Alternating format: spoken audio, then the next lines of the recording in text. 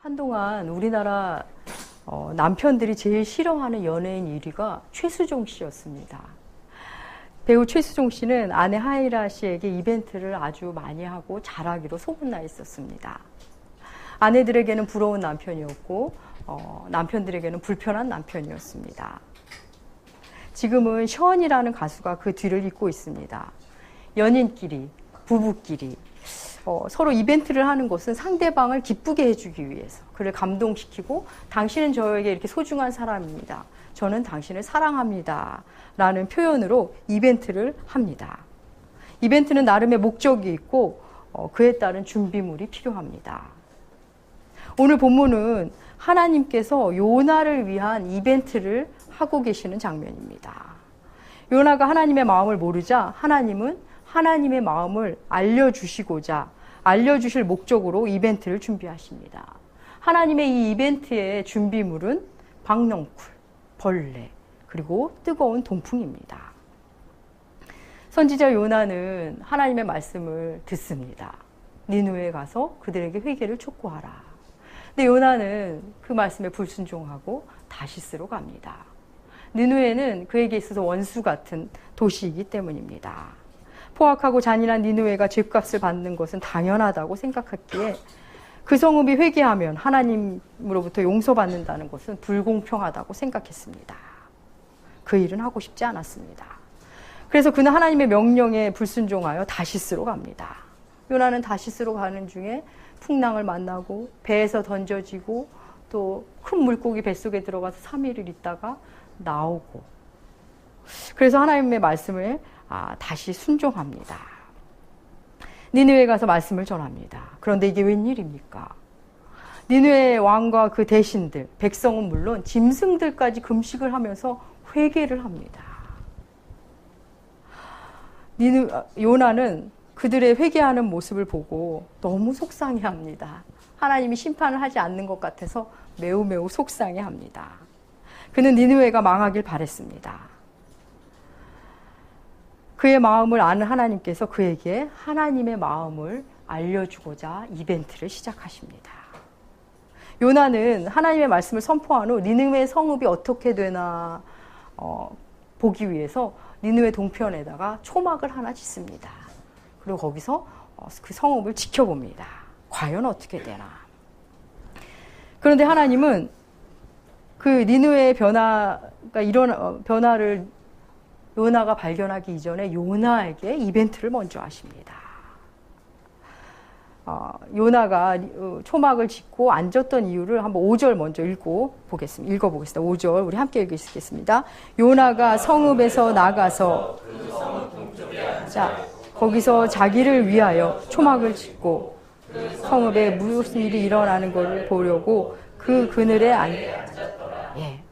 니느웨 동편에서 자기를 위하여 초막을 짓고 니느웨를 지켜봅니다. 그런데 하나님이 더 먼저 손을 쓰십니다. 우리 6절 보겠습니다. 6절 읽으시겠습니다. 하나님 여호와께서 박넝쿨을 예비하사 요나를 가리게 하셨으니 이는 그의 머리를 위하여 그늘이 지게 하며 그의 괴로움을 면하게 하려 하심이더라. 요나가 박넝쿨로 말미암아 초막에 앉아있는데 갑자기 박넝쿨이 자라더니 시원한 그늘이 생깁니다. 요나는 요나에게 박넝쿨의 등장은 기쁨 그 자체였습니다. 니느웨 사람들에게 하나님의 말씀을 전하고, 그리고 그들이 회개하는 모습을 보자 스트레스를 받기 시작합니다. 너무 화가 나고 짜증이 나고, 그러던 차에 그에게 기쁨이 생겼습니다. 큰 기쁨. 박넝쿨로 인해 큰 뜨거운 햇볕도 피하고 시원한 그늘도 생겼으니 모처럼 얼마 만에 느껴보는 기쁨인지 모르겠습니다. 이건 마치 이런 상황입니다. 하기 싫은 일을 시키는 상사와 한 달간 출장을 갔습니다. 상사의 말은 옳지만 너무 하기 싫은 일을 늘 시키는 상사입니다. 어쩔 수 없이 보내야 했던 한 달. 그래도 성실히 일하고 집에 돌아왔습니다. 근데 집에 돌아와 보니 친구가 집안 청소도 싹 해놓고 에어컨도 틀어놓고 시원한 음료수와 과일, 그리고 보고 싶었던 영화까지 다 준비해 놓은 상태 같은 겁니다. 여러분 상상만 해도 너무 좋지 않습니까? 요나는 지금 너무 그런 상태 정도로 너무나 행복합니다. 그런데 이게 웬일입니까? 그 박넝쿨이 이튿날 시들어 버렸습니다. 우리 7절 한번 읽겠습니다. 7절 읽으시겠습니다. 하나님이 벌레를 예비하사 이튿날 새벽에 그 박넝쿨을 갉아먹게 하심에 시드니라. 예, 이튿날 새벽. 하루 만에 박넝쿨이 시들어 버립니다. 마치 꿈꾼 것 같습니다. 하나님의 이벤트 중 하나입니다. 하나님께서 예비하신 벌레가 박넝쿨을 갉아먹은 것입니다. 요나의 기쁨은 딱 하루치였습니다. 다시 스트레스가 시작됩니다. 여러분, 이 박넝쿨의 존재의 이유가 무엇이었을까요? 하나님이 왜 박넝쿨을 요나의 초막 위에 생기게 하신 걸까요? 박넝쿨의 존재는 시들기 위해서, 사라지기 위해서 존재한 것입니다.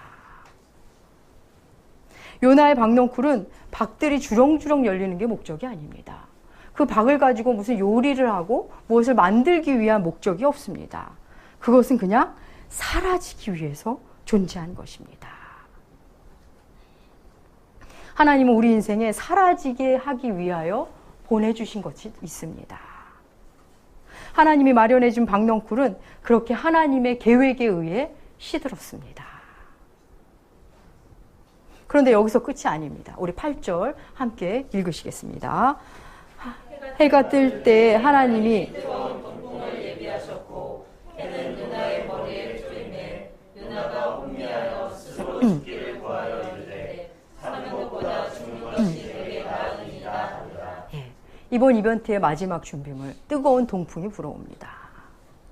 박넝쿨이 시들어버려 그늘이 없는 것도 화가 나는데 뜨거운 동풍이 불어오니 요나가 얼마나 화가 나고 짜증이 나는지 모릅니다.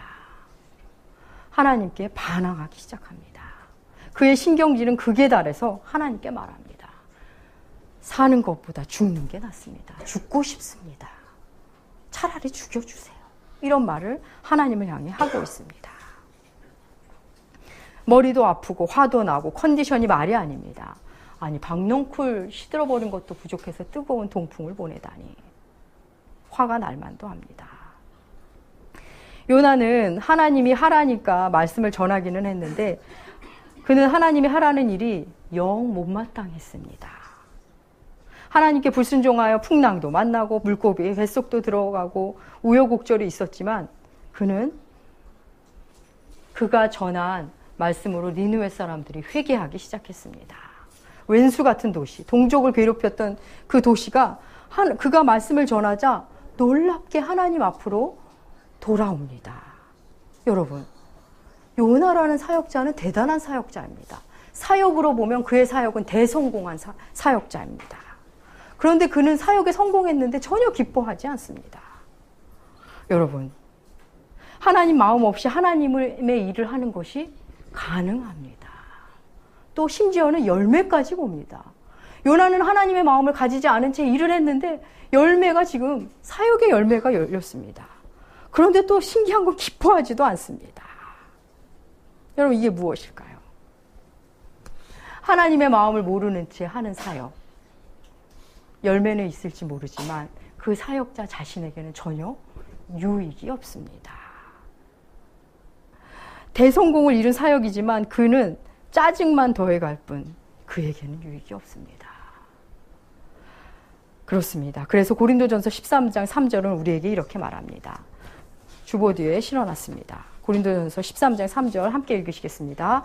내가 내게 있는 모든 것으로 또 내 몸을 불사르게 내어줄지라도 사랑이 없으면 내게 아무 유익이 없느니라. 예, 그렇습니다. 누군가를 도우면 그 도움받는 상대는 굉장히 유익합니다. 내 몸을 불사를 정도로 헌신하면 그 헌신과 희생을 받는 대상자에게는 유익합니다. 하지만 정작 그 일을 하는 사람에게는 아무 유익이 없습니다. 사랑이 없으면 열심히 일은 하는데 아무 유익이 그에게는 없습니다. 지금 요나가 그러합니다. 몸고생, 마음고생 다 하고 있지만 그에게는 유익이 하나도 없습니다. 하나님은 그런 요나를 때때로 그런 우리를 그 상태로 그냥 두시지 않습니다. 지금 비록 하나님의 마음을 알지 못하지만 하나님의 마음을 깨닫도록, 그 깨닫는 자리로 가도록 데리고 가십니다. 그래서 하나님이 이렇게 이벤트를 하십니다.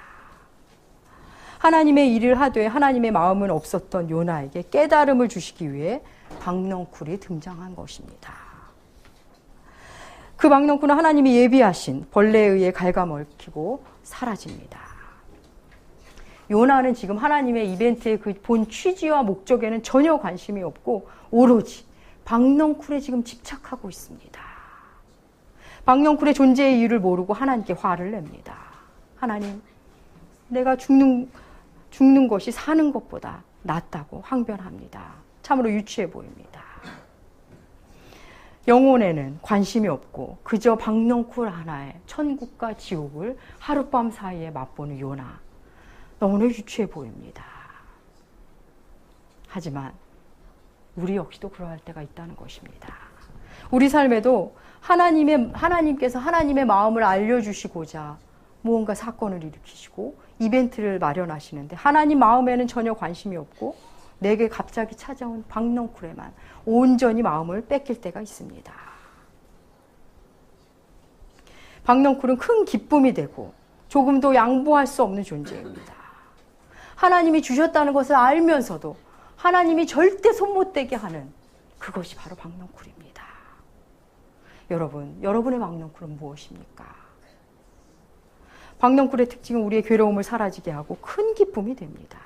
그것이 우리의 박넝쿨입니다.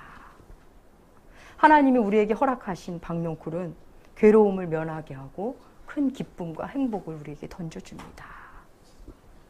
우리의 마음을 온통 사로잡습니다.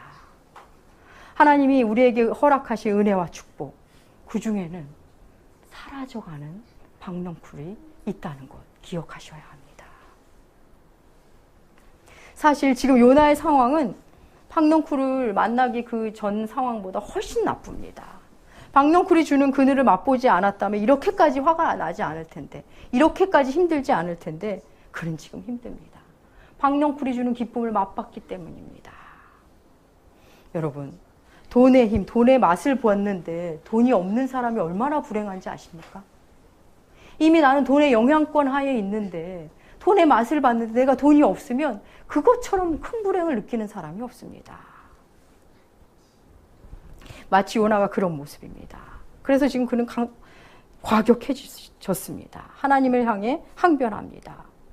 이 요나가 박넝쿨에게 얼마나 집착했는지 9절 말씀을 통해 알 수 있습니다. 우리 9절 하나님과의 대화를 통해 알 수 있습니다. 9절 함께 읽으시겠습니다. 하나님이 요나에게 이르시되 내가 이 박넝쿨로 말미암아 성내는 것이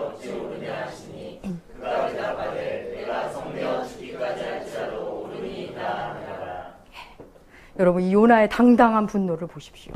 하나님이 주신 박넝쿨인데 하나님이 거두어 가시자 하나님께 당당하게 화를 냅니다. 사랑하는 여러분, 여러분이 누리는 박넝쿨, 여러분이 만나는 박넝쿨 마음껏 즐기십시오. 누리십시오. 하지만 결국 사라진다는 것을 기억하셔야 합니다.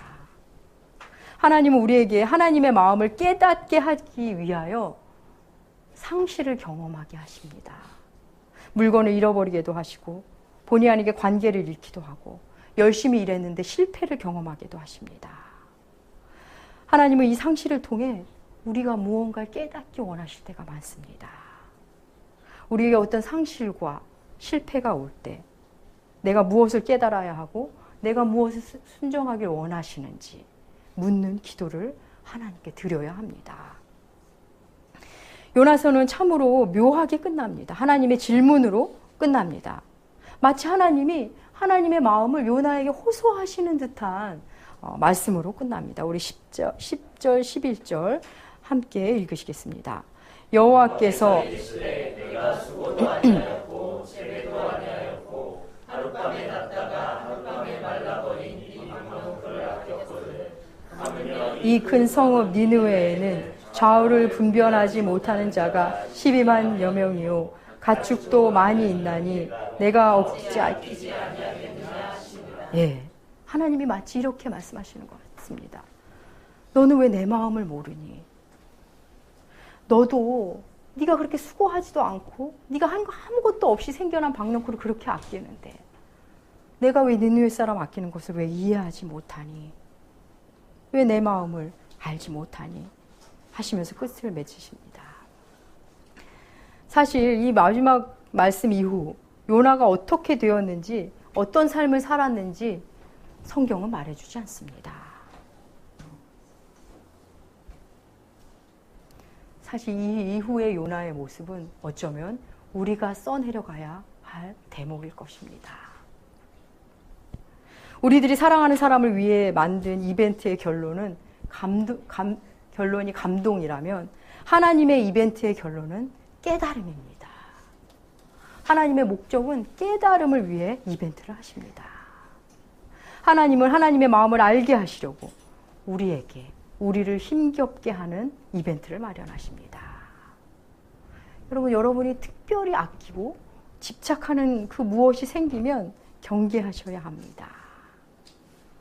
어떤 분들은 돈이 박넝쿨인 분도 있고 자녀가 박넝쿨인 분도 있고 성공이 박넝쿨인 분도 있으실 것입니다. 심지어는 사역이 박넝쿨이 될 수 있고 어떤 교회 같은 경우는 직분이 박넝쿨인 분들도 있으실 것입니다. 사랑하는 여러분, 박넝쿨은 반드시 시들어 없어집니다. 이 땅에 영원한 박넝쿨은 없습니다. 박넝쿨은 사라지기 위해 내 앞에 나타난 것입니다. 우리에게 기쁨이 되는 그것, 결국 그것이 참 기쁨이 될 수 없다는 것을 우리에게 알려주시기 위함입니다. 우리의 온전한 기쁨은 예수 그리스도임을 알려주시기 위해서 등장하고 그것을 알려주시기 위해 사라지는 것입니다. 사랑하는 남은교회 교우 여러분, 기쁨이 생기면 마음껏 기뻐하시고 좋은 것이 생기면 마음껏 누리십시오. 하지만 그 무엇보다도 그것이 무엇이 됐던 그것을 주신 하나님보다 앞설 수 없음을 여러분 아셔야 합니다. 어쩌면 우리 삶 전체가 결국은 떠나보내야 할 박넝쿨일 수도 있습니다. 사랑하는 여러분, 우리는 지난주에도 요나서를 살펴봤고 지금 수련회 기간에도 계속 요나서를 살펴봤습니다.